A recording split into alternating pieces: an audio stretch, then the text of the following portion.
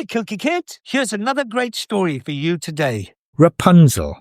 Once upon a time, in a village near a deep forest, there lived a couple who had long wished for a child. They were kind and hard-working, and at last their wish came true. The woman became pregnant, and they dreamed of their happy future together. One evening, the wife looked out of her window and saw a garden next door, filled with beautiful plants and flowers. It belonged to a witch named Gothel, and no one dared to enter it. Still, the wife couldn't take her eyes off the garden. In the centre of it grew a special plant called Rapunzel. For days she craved it, so much so that she became weak and sick. "I must have some of that Rapunzel from the garden," she whispered to her husband. "I don't know why, but I need it. I feel so ill." Her husband, worried for her health, decided to sneak into the garden that night.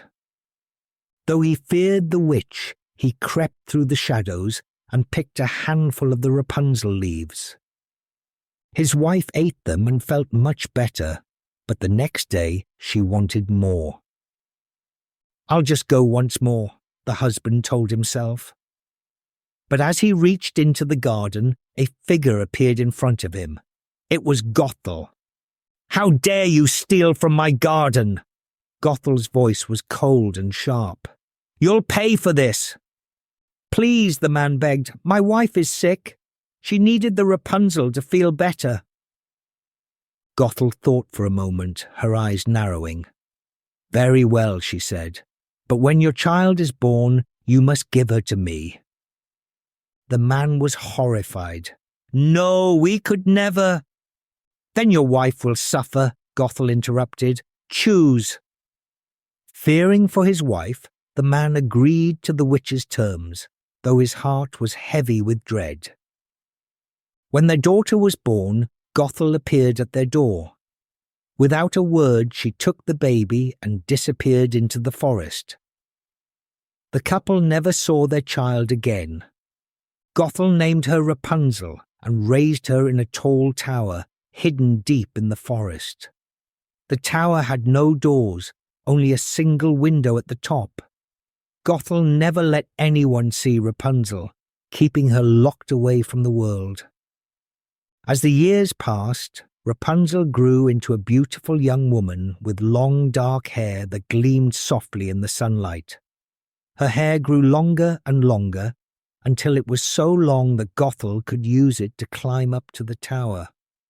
"Rapunzel, Rapunzel, let down your hair," Gothel would call each day. Rapunzel would lower her long braid out the window, and Gothel would climb up. Though Rapunzel was kind and gentle, she was terribly lonely. She often sat by the window, singing to pass the time. Her voice was sweet, and it echoed through the forest, though she never dreamed anyone would hear it. One day, a prince was riding through the forest when he heard a beautiful voice. He stopped his horse and listened. Who could that be? He wondered aloud. He followed the voice deeper into the woods until he came upon the tall tower. He looked up and saw a young woman at the window, singing softly. Her dark hair flowed down, catching the sunlight with a soft, warm glow. The prince was amazed. "How can I get up there?" he thought, looking around. He circled the tower but found no door. Just as he was about to leave, he heard someone approaching. Quickly, he hid behind a tree and watched. An old woman, dressed in dark robes, appeared at the base of the tower. She called out in a sharp voice, "Rapunzel, Rapunzel, let down your hair!" To the prince's surprise, a thick, dark braid fell from the window, and the old woman climbed up it like a rope. Who is she? The prince wondered. And why is that girl locked away in a tower? He decided to return the next day to see if he could speak with the girl himself. The next day, the prince returned to the tower. He waited until the old woman had left. Then he stood at the base of the tower and called out, "Rapunzel, Rapunzel, let down your hair." Rapunzel, thinking it was Gothel, lowered her braid out the window. But when the prince climbed up and appeared at her window, Rapunzel gasped in shock. "You're not Gothel!" she cried, stepping back. "No, I'm not," the prince said kindly. "I heard your singing and followed it here. I had to meet you." Rapunzel's heart raced. She had never seen anyone besides Gothel before. "But who are you?" "I am a prince," he explained. "I mean you no harm. I only wanted to know who you were and why you were locked in this tower." Rapunzel sighed, sadness in her eyes. "The woman you saw, Gothel, took me as a baby. She's kept me here my whole life, and I don't even know why." The prince frowned. "That's terrible. You don't deserve to be trapped here. Come with me, and I'll take you away from this place." Rapunzel shook her head. "I can't. Gothel would find me. I have no way to escape." The prince thought for a moment. "Then I'll come back each day and visit you. We'll find a way to free you, I promise." Rapunzel smiled for the first time. "Thank you. No one has ever been kind to me before." From that day on, the prince visited Rapunzel regularly, and they became close friends. Every time Gothel left, he would call out for Rapunzel, and they would spend hours talking and planning. For weeks, the prince visited Rapunzel, bringing her hope and joy she had never known before. But one day, as Gothel climbed up the tower, Rapunzel made a terrible mistake. "Why are you so much heavier than the prince?" she asked, not realizing what she had said. Gothel froze. "The prince? What prince?" Rapunzel gasped, her hands flying to her mouth. She had said too much.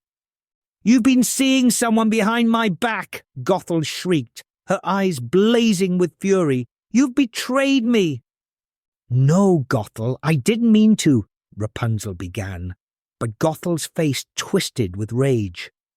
"You will never see him again," Gothel hissed. She grabbed a pair of scissors and, with a swift motion, cut off Rapunzel's beautiful hair. The long dark braid fell to the floor, lifeless. Gothel's voice was cold and cruel. "Now you'll see what happens when you disobey me." That night, Gothel took Rapunzel far away to a lonely desert, where she left her to live in sorrow and isolation. Then Gothel returned to the tower and waited for the prince.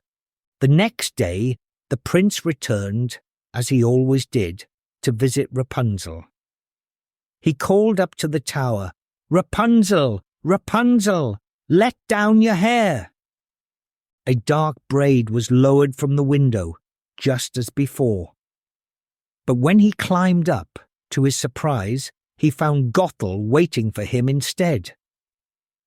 "You're too late," Gothel sneered. "Rapunzel is gone, and you will never see her again." The prince's heart sank. "Where is she? What have you done to her?" "She is far away where you will never find her," Gothel said coldly. In his grief, the prince leapt from the tower to escape Gothel's wrath. He fell through the trees below, landing hard on the ground. Though he survived, his eyes were injured by the sharp thorns, and he was blinded. Heartbroken, the prince wandered the forest, calling out for Rapunzel, though he had no hope of finding her. Meanwhile, Rapunzel lived alone in the desert, her heart aching for the prince. Each day she thought of him and the brief happiness they had shared. She cried often, her tears falling to the earth as she mourned her lost friend. One day, as she walked through the desert, Rapunzel heard a familiar voice calling out. Her heart skipped a beat. "Prince," she whispered, "is that really you?" She ran toward the sound, and there, wandering blindly through the desert, was the prince. His clothes were torn, and he looked lost and hopeless. "Prince!" Rapunzel cried, rushing to his side. "It's me! It's Rapunzel!" The prince stopped, his eyes filling with tears. "Rapunzel! Is it really you?" "Yes," Rapunzel said, holding his hands. "I've missed you so much." As Rapunzel wept, her tears fell onto the prince's face. To their astonishment, his sight was suddenly restored. "I can see again," the prince exclaimed, gazing into Rapunzel's eyes. "Your tears, they healed me." Together, they left the desert, their hearts full of joy at being reunited. The prince took Rapunzel back to his kingdom, where they were married in a grand celebration. Rapunzel was finally free from the tower and from Gothel's control.